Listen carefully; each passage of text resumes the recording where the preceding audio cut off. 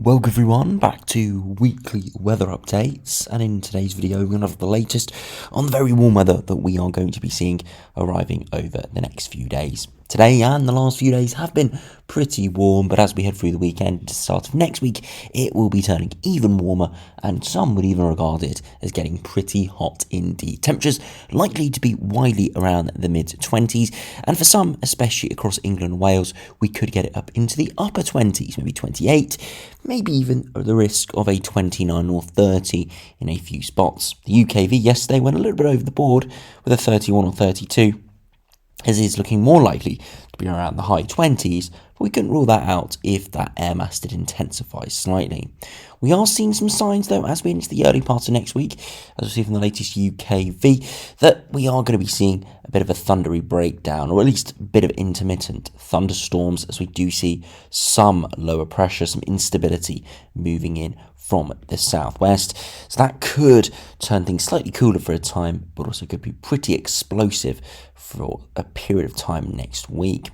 And then we'll have a look at the longer range runs, which do continue this warmer trend as we head into the latter part of June and early July. A little bit more uncertainty, and I do think that is because of that instability, showers and thunderstorms mixing in, but it still generally looks like more of a summery feel than the northerly winds that we have had throughout the first half of June. Those do look like to have subsided, and it does look like we're going to see generally more of a southerly tilt to the winds, therefore generally average to above average temperatures for the rest of the month and to start early July. So do remember, if you enjoy my videos, make sure to like and subscribe, and remember to follow me on Twitter as well, the link's in the description. Now, if you start on the live radar, you can see there is a weak weather front that is moving through most areas at the moment. I'm recording this around 11 PM, so quite late at night, and you can see most of this rain will move through overnight. So by the time most of you watching this through Friday, a lot of this rain will have cleared. Could be some dribs and drabs of drizzle and maybe some thick cloud around, but this rain will mostly clear, and then we will start to see the air mass warming up.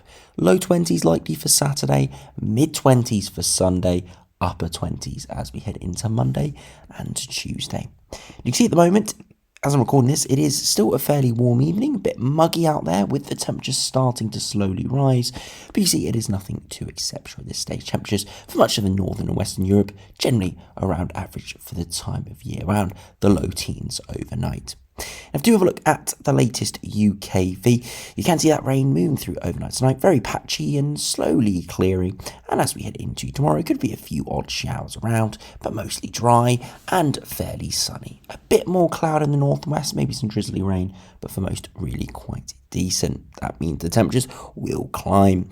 As we head into Sunday, similar conditions, very few showers around, if any at all. Cloud breaks apart, plenty of sunshine, temperatures rising further, and the same can be said for Monday. A few more showers out towards the west though, starting to show signs of that instability moving in, and you can see for Tuesday, again fairly warm, but those showers creeping in further, but unfortunately the UKV has that thundery breakdown starting to arrive by Wednesday, with not only heavy rain, but thunderstorms breaking out within the heavy rain, sort of embedded and around it to the east in that warmer air mass. So you can see that thundery breakdown arriving, and it's because lower pressure is bumping into that very warm air. You can see it down to the southeast, pushing in and along the boundary between the very warm air and the slightly less warm air.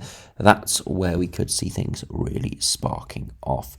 And you can see that by having a look at the upper air temperatures, very warm to the southeast, still not too cold or too warm at all toward the west, but a little bit cooler than what we have further eastwards. And if we have a look at the mixed level Cape, you can see nothing too ridiculous at this stage. That could spike up as we get nearer the time. It could be picking up further as we head into next week. Now, do look at the max temperatures. You can see as we head through Saturday afternoon, temperatures, as I said, low 20s, 20 to 22, so very pleasant, nothing too exceptional, generally average for the time of year. As we head into Sunday, temperatures could rise slightly higher, maybe mid-20s, 23, 24, maybe a 25 or 26 in a few spots, but it's widespread up and down the British Isles, are going to be in the 20-degree range, and as I said, England and Wales into the mid-20s.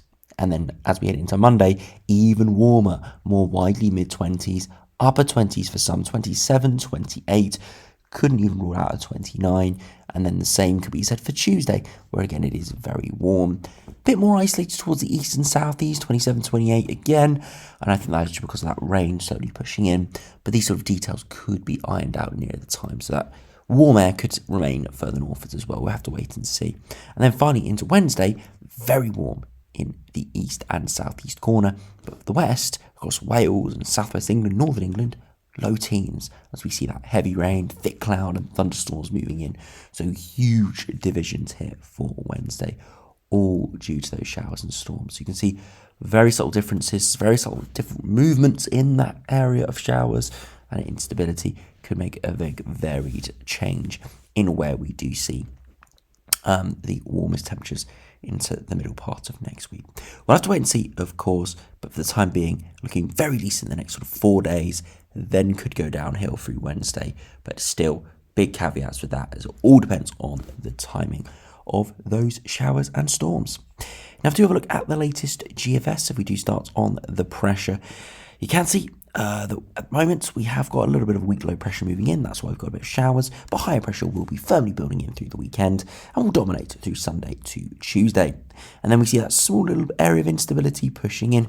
Really doesn't show too much on the macro scale here, but it is there and it could produce a few issues. And then we see another little low move through, but eventually we remain around a westerly flow with areas of high pressure building in. So it's going to remain fairly warm and it's going to look pretty decent indeed. The temperatures there right into the early parts of July are above average or around average. If you do look at the 2 meter temperatures, look at that, pretty decent. Not amazingly hot, but still fairly average to above average with the low 20s, even into the mid 20s. So looking pretty decent as we head into early July. So nothing absolutely scorching, no low to mid 30s or high 30s or even 40 degrees, nothing like that at all. And technically, it doesn't even look like we're going to be reaching any sort of heat wave thresholds, but it is going to be turning much warmer, much more summery, and you would probably regard it a lot hotter than it has been, especially the first half of June, where we were around 2 or 3 degrees below average. Looks like we're going to be probably 2 or 3 degrees above average in the final week or so. Now, if you compare to the latest GEM, again, got that little bit of low pressure moving in at the moment, eventually high pressure built in, and then we could see that pesky low develop early next week, but not too strong here actually, nowhere near as strong as on GFS, and we can tell by, if we have a look at the precipitation here, very little actually occurs through the middle part of next week. So GEM doesn't build that low at all, so that could keep it warm and dry even into the middle of the week. I see the upper air temperatures are decent and it does remain dry, so we'll have to wait and see. But GEM suggesting that the warm and dry conditions could prevail for most of next working week. That would be pretty decent indeed if that came off, but we will have to wait and see, of course. Now, to finish by looking at the latest ECMWF, again, you can see a bit of low pressure pushing in at the moment, high pressure generally taking over, that little pesky low developing early next week, staying to our south initially, but eventually pushing in, and there could be quite a big thundery breakdown there as it does dominate through to day 10, for eventually getting shoved away with some higher pressure building in. So ECMWF takes a little bit longer for it to push in, but when it does, it firmly takes over. Now, after you finish by looking at the latest ensembles, you can see the big rise in upper air temperatures over the next 5 days, looking average to above average, considerably above average by around 5 degrees come early next week. And then around 5 or 6 days, we do see the precipitation rise and the temperatures drop away a little bit. And that's that low pressure system pushing in, that instability, mixing in some cooler air and introducing showers and thunderstorms. You see there is a massive spread. Some stay very warm or hot and dry, and those will be the runs like the GM that doesn't build much at all, and then you see runs like the GFS which go cooler and more unsettled, and that will be bringing that instability in. You can see generally though we aren't looking cold. There are a few cooler runs here, but not looking cold at all. Majority of the time we're around average or above average, and you can see that precipitation does pick up, but it's not overwhelming, just highlighting the uncertainty that there is. And if you do finish by looking at the latest ECMWF ensembles, broadly very similar. Big rise in upper air temperatures lasting all the way to around the 27th of June, so around 5-6 days time. And then we do see the precipitation pick up and the upper air temperatures drop up a little bit. Nothing amazingly cold at this stage, but we will just have to wait and see what happens to that low. Definitely perhaps picking up that low a little bit more here from the eastern, though we have run more precipitation and more cooler runs. We'll have to wait and see, but for the time being, we've got to focus on the next few days, which are looking very warm, very pleasant, and pretty dry indeed. So anyway, thanks for watching, hope you enjoyed, subscribe if you're new, and I'll see you again for another video soon.